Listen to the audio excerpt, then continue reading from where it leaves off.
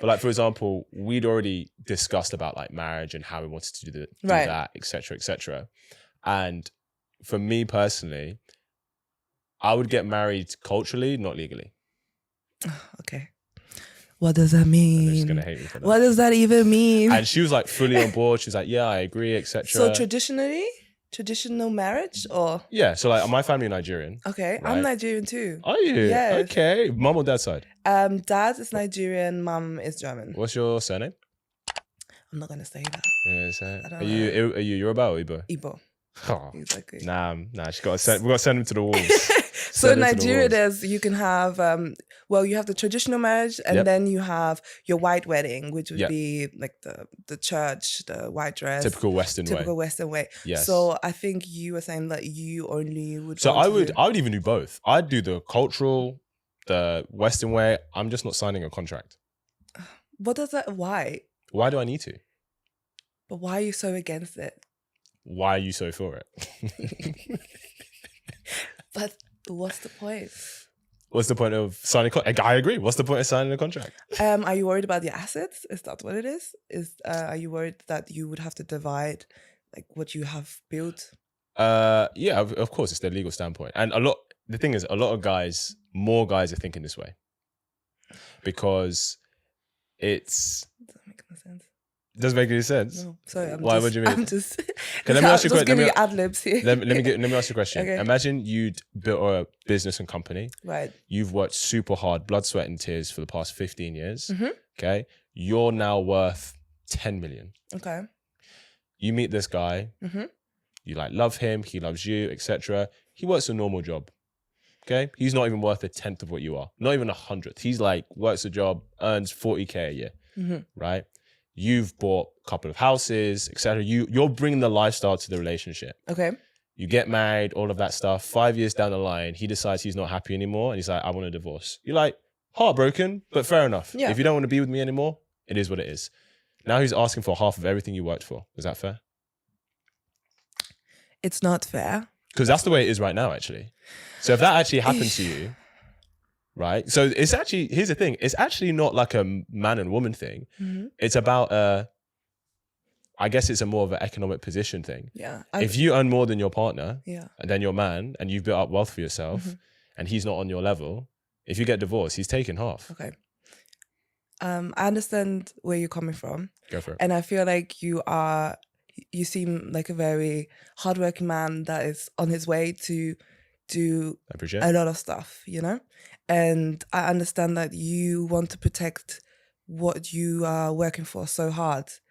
But I say that and then say it's a marriage. It's a I mean, she will invest in 10 years' time. I'm sure she will bear your children. She will bear her own children as well. Yes, of course. That's true. I mean, thank you for that point. It's true. I mean, it's not just... That was a given, but... I know, but the reason I say that is because I think when we have this kind of discussion, I think that's something that I've heard women use, like, she bore your children. It's like, they're not just my children. Okay. That's a fair point. But so just a side note, there's a woman online right now that doesn't have any teeth because during childbirth, all her calcium was taken out of her body just because she had a child, and she's a toothless lady because she had a child. So I feel like the fact that you said I mean, it's also her child. I mean, yes, but I think it's higher risk for a woman. Having children is very high risk, and I agree. I think if you're worried about your millions and your assets being divided in 10 years' time after the marriage didn't work, I mean, having a child is very, very risky business. So, well, not in the West. Like, women aren't dying in childbirth like they used to. Like, but before, they still are. Not if we're talking like the Western world. Yes. No, not like they were before. Like, it's like less than 5% of childbirths end in the woman actually like dying or anything in the Western world. Okay. Right.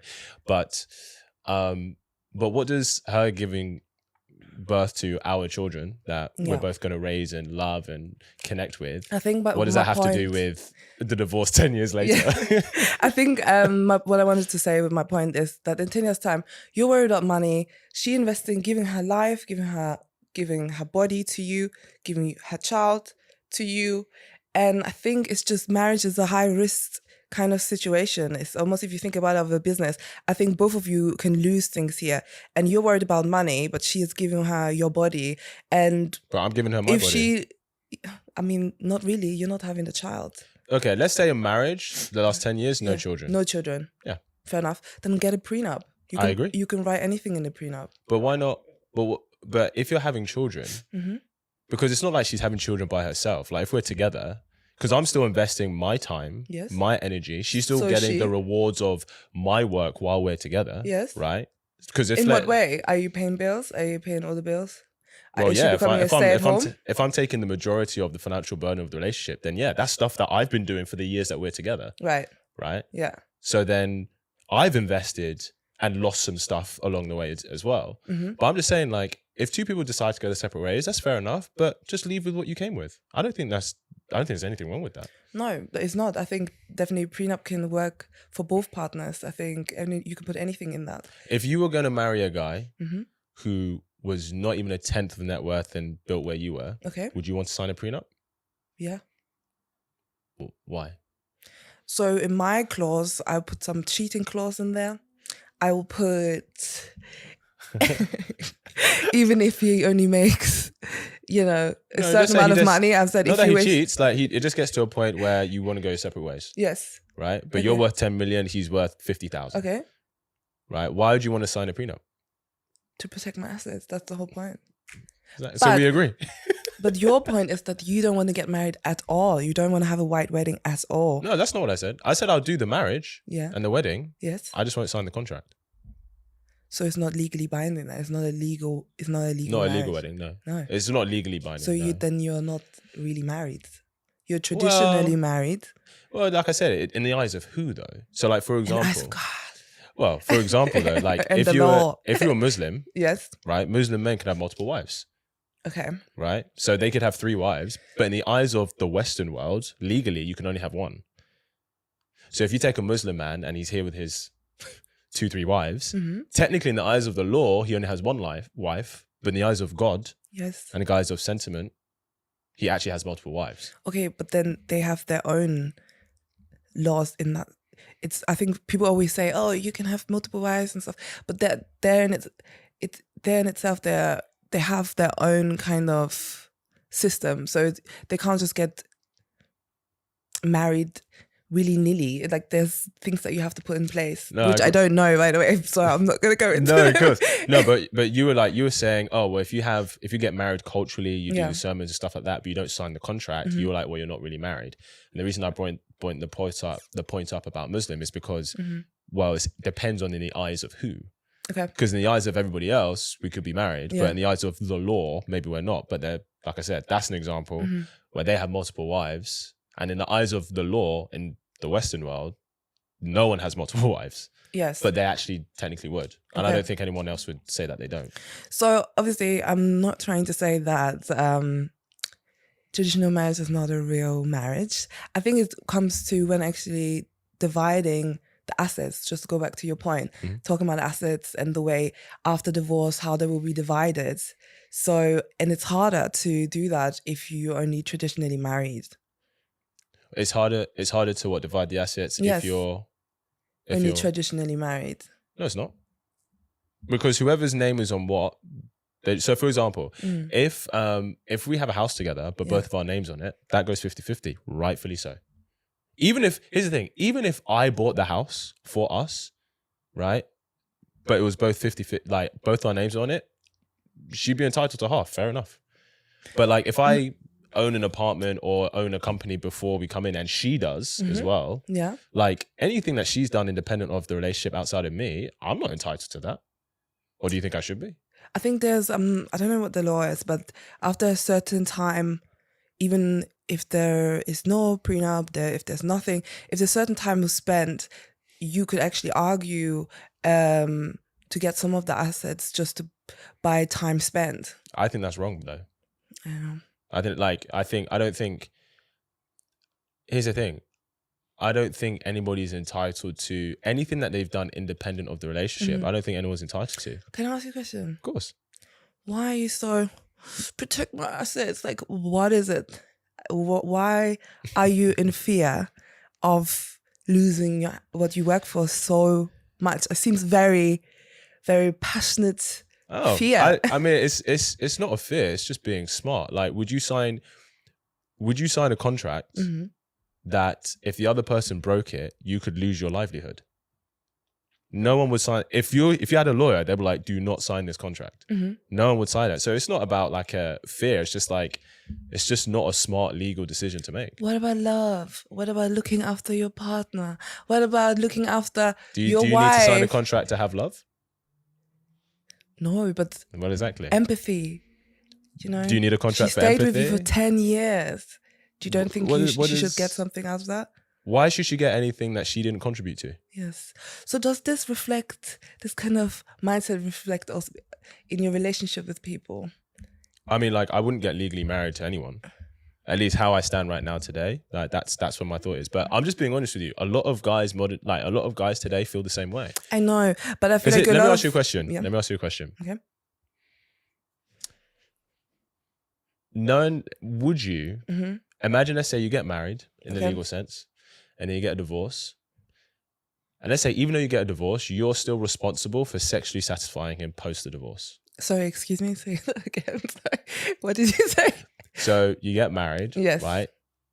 You then get a divorce. And let's say that legally, right, you are still responsible for making sure he is sexually satisfied post the divorce. Okay. Would you still sign that contract?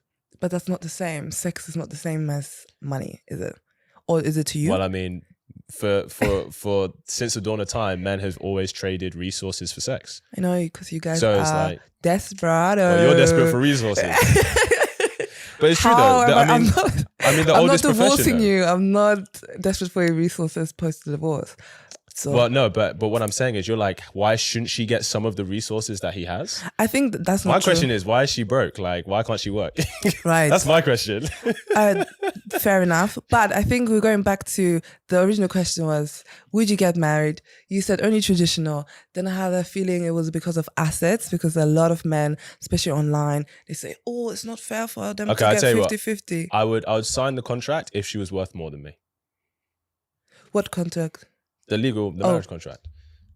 So let's say if I was worth 5 million, if she's worth more than that, I'll sign it. No prenup. Good for I'll even do that for her too. That's crazy. But here's the thing, you've been said for yourself, right? Like, you said you would sign a prenup if you were on a level and he wasn't. Yeah. Why do you have such a fear of protecting your assets? No, remember, I even said in the clause it's about cheating. So maybe I'm more worried about being cheated on. No, but let's say like he doesn't cheat, but it gets to a point where he's just like, I'm not happy, I want to go our separate ways. Yeah. So like, there's no, you know how a lot of relationships, like, you just maybe grow apart. Yeah. But you said you would still want to sign a prenup if you were worth a lot more than him. I think because you asked me, if he was poorer and you were richer. So I said, yes, of course. I feel like anybody should sign a prenup. Even if you don't have any assets, just get a prenup. But why? But getting a prenup is to protect your assets. No, it can be about a lot of things. It could be, you can put in the prenup, she has to give me this much children in this time frame. You can put anything what you want in the prenuptial agreement. I understand that. And you can. But when I asked you, you were saying that you would sign a prenup because of your economic position. Because you gave me a scenario when it was about financial situation. I mean, that was the question that you pointed to me. But I guess my question is that, but let's say even taking that financial situation, why sign a prenup? Why are you afraid? Why is this passionate fear of losing your assets and resources? I don't think I was. I think it was a made-up scenario that you have... you presented to me and I told you what I would do. I would also, if you present a different scenario to me where you'd say both of you are both broke, I would also still want to have some kind of agreement at the beginning of that to just make sure everybody is happy. But isn't it about love? Like, why do you need a prenup? Because at the end of the day, love, compassion, empathy, isn't that a lot of things can go wrong. It can go wrong. Very true. And I guess you're right, just to take my Uno reverse my own point. But things can go wrong. And I understand that you want to protect your assets, but I just didn't understand why that's the first thing a lot of men are worried about, especially men that don't have any assets to protect. It's like this imaginary assets that they want to protect. And it's like, bro, come on, what assets are you protecting? Seriously. So here's the thing. And I wasn't even saying about to protect the assets, though I guess maybe that's why you can see why I wouldn't do it legally. Yeah. But here's the thing that a lot of men, this is why a lot of men are having this conversation now, and a lot of more men are kind of coming to this conclusion, right? Because the thing is, deep down, a lot of guys still want marriage. I know. They do. They just lie. But they just don't. They gaslight us. But the divorce courts and family courts, they're still set in times where women couldn't earn their own money and didn't have equality, right? So this is why like alimony was a thing, because the idea was, one, people didn't even get married, didn't get divorced back in the day at all. That was unheard of. And of course, back in the day, women didn't have the same earning potential and opportunity as men. So it's like, okay, if you're going to get a divorce, you still need to provide her lifestyle to some degree, right? Because she can't do it for herself. Right. Women do it more than for themselves now. So it makes no sense for that to even be a thing. In fact, women under the age of 30 actually out-earn their male counterparts now. So not only do women fully earn their own lifestyle, but actually a lot of young professional women, right, earn more than their guys do. But there's still a gender pay gap. That's still there. Well, it's not really a gender pay gap. It's actually a mother gap. Okay. Explain that to me, please. Well, because, so like I said, so women earn more than their male counterparts under the age of 30, but it radically shifts into the 30s. And that's because a lot of women start prioritizing having a family over their career. Okay. Right? So when you actually look at that, because people think, oh, well, if you take the average wage of women in their 30s and the average wage of men in their 30s, yeah, there's a difference, but that's because a lot of women start to prioritize having a family and dedicating more to family life than work life, right? Than obviously guys do, right? But if you actually, so people think it's a gender thing, but it's actually a motherhood thing. And that's because, well, yeah, becoming a mother, becoming a parent comes with sacrifices, right? Because if you take the woman who's, let's say, 35 mother, right? But then you take the other woman who's also 35, but she still pursued her career, she's climbed the ladder. Yeah. You'll see there's a huge pay gap. But it's actually a motherhood gap. It's not a gender pay gap thing. Because women actually are. I didn't think about that. But it's all right. There's still gender pay gap. The thing is that we have to say why though.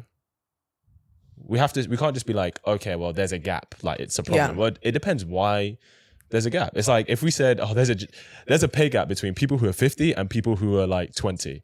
Well, yeah, because people who are 50 have way more experience and they've been in the game longer. They should be earning more money. Okay, but I don't have the exact statistics, so I'd take this with a grain of salt. Mm-hmm. But I definitely think, don't you see that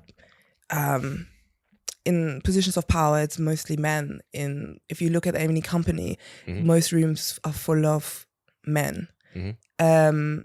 So if you have like a visual of what rooms women are allowed into and then you can also kind of translate that to their wage. Well, a lot of that is really heavily predicated on the industry. So, for example, if you took like fashion and arts industries, it's actually dominated by women. Are we going to sexist? What do you mean? Are you going to say so? Fashion is like just for women? No, I didn't say it's just for women, but I'm saying in those industries, there's actually more women in positions of power than men. Like, did you ever watch America's Next Top Model? Yes. The majority women. No, it's a majority of gay men that run fashion. No, but the guys who were there were gay, for sure. Yes. Right? But for sure. Right? But a lot of the people in power who made like influential decisions were women. It's like, the film Devil Wears Prada? Okay, but these are not real, right? What do you mean? Both are shows, television shows, and the Devil Wears Prada is not real. Yeah, but the modeling industry is real. Okay. And like it's run by gay men. I'm saying there's a lot more women in positions of power. Gay men, I love you. Well, there you go. But there is. It depends on the industry. Because like, as much as we like to scream about how men and women are the same, we're not the same. Okay. Right? And we are more the same than different, but we see like there are certain interests that men and women stereotypically fall more into. Like, I never hear any women complaining about there aren't enough women in construction, Or like there aren't enough women in sewage disposal, or there aren't enough women in the draft. You never hear that, but you always hear about the really nice fancy stuff. And that's like fair enough. There's nothing wrong with that. But we have to ask ourselves, why are these differences here? That's not saying sexism doesn't exist. Or we are physically different. I mean, you just listed 2 jobs that are very physically taxing, and no, women are strong now. This guy, somebody get a load of him. But like you're just mentioning, you're really you're telling me you're listing jobs where you literally lose 2,000 calories a day just physically labor the whole time. Of course a woman's not going to want to do that, but there are women that want to do that for sure as well. And all the power to them. Yeah, but we are not the same. I don't think, who says that we are the same? I don't know who does that. I don't think we are the same. I mean, it would be delusional to think that we are the same. Men and women are just not the same. I agree. I think the reason I raised that point is because I think sometimes we can look at like, okay, we look at the top FTSE 100 companies, we look at all the CEOs and like 90% are men, and we go, that's a problem. Now, I'm not saying it's not a problem, but we have to ask ourselves, why is that the case? So what are you saying? So depending on the reason, then we can talk about if it's a problem or not. Okay, so let me ask you. Yeah. Why do you think that most of them are males? Because you guys always love to call us females. Why are you males? You're males, yeah. You males. Why are all of them, most of them, men? Men. Why do you think that? Because you listed jobs that are very hard, labor intense jobs. So are you comparing this to? Okay, let me just say it straight. Are you saying that women are not smart enough and that's why they're not CEOs? Like, what are you saying? No, I think, okay, so I think it would be wrong and naive to say that the people who are in positions of power now, who are like in their 60s and 70s, right, that they are not, there isn't an element of result from when they were coming up, because obviously when they were coming up, for sure, they would have had an advantage as men. Right. So if they took that position and they held on to it, I'm not denying that. Okay. However, I think we also can't be naive in the fact that you have to ask yourself, to be in that position, you are dedicating 90%, if not 95% of your life to it. Yes. Like that's missed holidays, missed family occasions, missed relationships, right? Like these people, it's not like, oh, they're just sitting at the 80th floor with their feet up watching the hundreds of thousands roll in. Yes. Like they are working constantly, and it takes a lot of sacrifice to get to that position. And I think for a lot of women, if they want to have a family, they're like, do I want to dedicate 12 hours a day to a company I know doesn't give a shit about me, but they're going to pay me well? Or do I invest in building the kind of family that I've always wanted? Yeah. And I think that's a perfectly reasonable conclusion to come to, that I don't want to dedicate hours to a boss who doesn't care about me. I'd rather dedicate hours to building a family that I've always wanted. Yeah. And I think a lot of women, if they want a family, they choose to do that over being dedicating their life to a company that will get rid of them tomorrow if it works for their bottom line. Yeah, I think that's a good point. I think that's a good explanation. Do you know what I mean? I agree with that. I hadn't thought about that, but at the same time, that's like a small subsection. Okay, maybe not, but isn't that just maybe part of the problem? Like the other side of the problem is still that women just don't get the same opportunities as men still. So especially women of color as well. That's like a whole nother conversation. So I definitely would have said that pre 2010. Okay. But now I don't think that's the case. I think that there are a lot more incentives and what's the phrase I'm looking for? Affirmative action to give opportunity to people who's not had access to those spaces. It's not perfect, but I think like nowadays, I'm just talking as a product of, we're in the same generation, I'm 31. So for our generation, like if you have, a lot of places will ask like, okay, it's even like scholarships, like they means test that now. Okay. They never used to. But we both know some of the, this whole diversity. Sorry? No, I was saying I think it's good that they means test it, but sorry, go on, you were saying. But a lot of it is performative, this whole diversity. I think it's almost like ticking a box. So are you a little bit naive to think that you know, now is so different, and now, you know, there are more spaces for women and you know, different diverse spectrum of people, but at the same time, it's not great. It's still not great. I don't think it's perfect. Okay, let me ask you a question. Why do you think women now out-earn men? Generally, because they do. Why do you think now it's flipped? Because, okay, I see where you're going. I'm just asking what you think. Because I just feel like we have decentered men a little bit, and because of that, we don't have to worry about we don't have to worry about being burnt at the stake anymore. We don't have to worry about, you know, having to stay home. And now that we finally have the opportunity to actually do what we want to do, we are out earning you guys. Sorry. Why do you think there are more women who go to university now? Because before, you know, women didn't have the opportunity to get educated like men. And now they do. Yes. Which is fantastic. But that's my point. I don't think it's the case that women don't have the opportunity, because they do now, and they're actually succeeding, which is great for them. Hope you really enjoyed that clip. If you want to watch the full episode where that clip is from, then I want you to click right here where you can watch the full episode. And if you're ready to claim your man today, enroll in my program below, and I'll see you there. Wishing you an amazing